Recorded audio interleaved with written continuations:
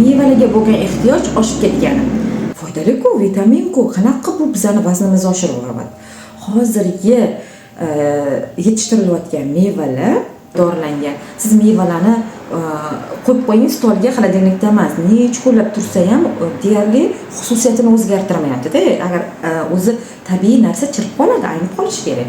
Yo'q, xususiyatini o'zgartirmayapti. Qarang, demak, bu biz xohlagan vitamin emas. U tarkibi o'zgarib ketgan. Bu soxta, bu sun'iy. Bizdan asl yuzimizni ko'rmoqchi bo'lsak, hamma kosmetikalarni yuvib tashlab keyin ko'ramizki, haqiqiysini yuvganda tonallar, bir nimalar, 5 xil narsa surilgan, bu soxta bo'ladi ko'rinish. Haqiqiysini bor yuvinib chiqqandan keyin ko'rgin degan ekan, mevalarimiz ham xuddi shunaqa hozir soxta bo'lgani uchun bizga tabiiy shakarni, bizga tabiiy vitaminni bera olmayapti va biz kengayib ketyapmiz. Yeganimizda ham to'qlikni sezmaymiz. Bitta olmani yedik, o'sha olmadan mazza olishni ololmaymiz. Ikkinchisini, uchinchisini, to'rtinchisini yeyishga to'g'ri kelyapti. Va bu holat bizga foydani o'rniga zararga ishlab qo'yapti. Shunaqa paytda endi nima qilamiz? Vitaminni qayerdan olamiz? Tem bo'li virus tarqalgan, kasalliklar osonlik bilan tuzalmayotgan davrda deganimizda kompaniya bizga yana o'zini yordamchilarini vitaminlar kompleksini yubordi. Ayollar va erkaklar uchun degan vitamin kompleksi.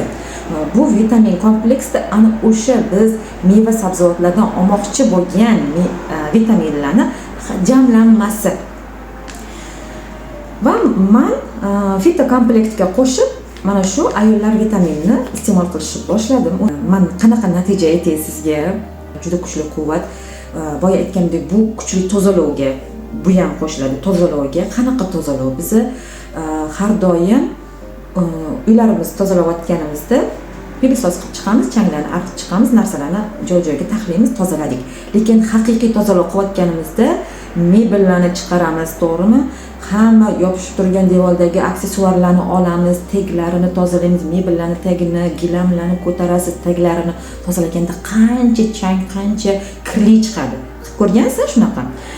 Bularning vazifasi xuddi shunaqa hujayralarimizni burchaklari, chetlari, biz e'tiborda xayolimizga keltirmaydigan oralarini tozalab chiqadi. Buni siz обязательно birinchi ichganingizda sezasiz, tozalovni konkretno qaysi tanamizning qaysi joyida o'shanaqa kirlanish kuchli bo'lsa, ana o'sha yerga borib tozalovni boshlaydi. Ana o'sha yerga borib tozalovni boshlaydi. Shuning uchun bu mahsulotlarni o'zingiz treneringiz, mutaxassisingiz bilan birga iste'mol qilish tavsiya beriladi.